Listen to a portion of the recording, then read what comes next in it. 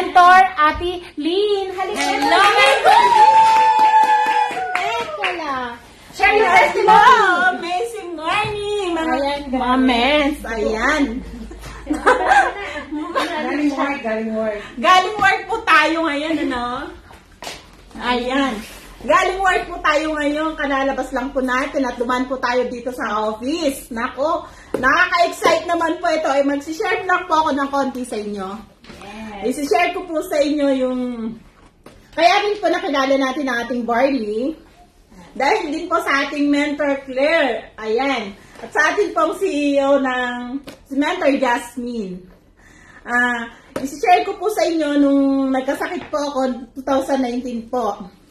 Na isa po ang Barley. Ito pong hawak na ito ang nakatulong sa akin. At hawak po ng Diyos ngayon, cancer-free na po ako ngayon. Wow. Sinabihan na po ako ng doktor na last check-up ko na po next year. Kasi 5 years na daw po ako. Amen. Dati po, alam niyo po ba, naging sakit ko na siyang natulungan nito.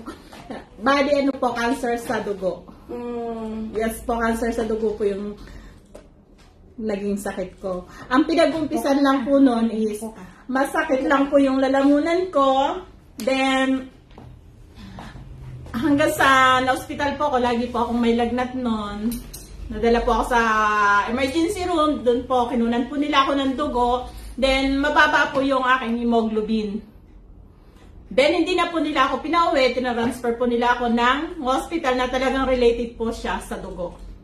At nung mga time na yun po, yun, araw-araw po nila akong kinukunan ng dugo para po i-laboratory nila. At doon po nila na-detect na meron pa akong cancer sa dugo.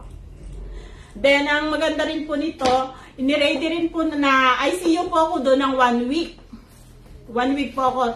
Nung na-ICU na po ako ng 1 week, pinatawag na po ng mga doktor, mga kapatid ko, nanay ko, yun, pumunta po sila doon. At yun po, sinabi po ng doktor na miracle na lang daw po kung makalabas ako sa ICU. Yan po. Then, siyempre, ang kapatid ko po, ang ating po CEO, hindi po siya pumayag na gano'n ang sasabihin ng doktor. Miracle na lang. Kaya po nagano siya, naisip niya po na ang barley ang makakatulong po sa atin para tumas po yung immune system natin at yun po ang dahilan kung bakit naging tumas na rin po yung aking hemoglobin. Kasi, yes. At then po, ang hemoglobin ko, nung mapasok po ako ng hospital is 6.3 lang po. Ang normal po nun is 12 to 16. 6.3 lang po yung hemoglobin ko nung mapasok ako sa hospital. Then after po nung nag-take na ako dinalan po kasi ako ng sister ko sa hospital ng almost 3 boxes dinala niya sa akin. Araw-araw ko po yung iniinom. Then, napansin ko po sa mga nurse na, kasi po dati araw-araw nila akong kinukunan ng dugo. Then, nung uminom na po ako, napansin ko na hindi na po siya araw-araw. Kumbaga, alternate na po siya.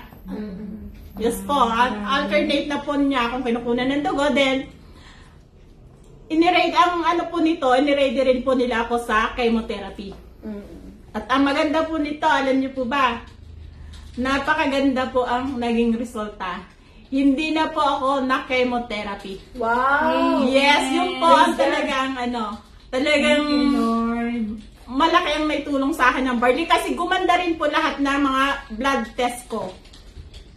Then lumabas po ako ng hospital, talagang clear po lahat siya. Talagang clear lahat. Kaya nung paglabas ko ng hospital, mga follow-up check-up na lang po. And ang maganda po wala po akong maintenance.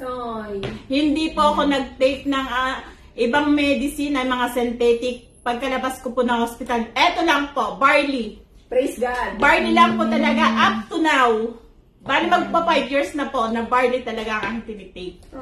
Yes, ayun lang po ang aking isi-share sa inyo at thank you very much po. Eto lang po, barley. Yes, barley lang po talaga. Ayan. Yes, Ang dami nagtatag ng kanilang mga leaders. Yes, ito po. Ipapasa ko po sa aking sister. Ang natin Ayan. So, grabe. So, Ayan po. sobrang ganda po talaga ng ating barley, no? So, sobrang, po tayo, nagpapasalamat po tayo kay Lord kasi nga, nakilala po namin tong barley. And, ayan, thank you po sa ating mga nanonood, no? So, continuous share lang po ng ating live. Ayan. So, tag your leaders. Ayan. So,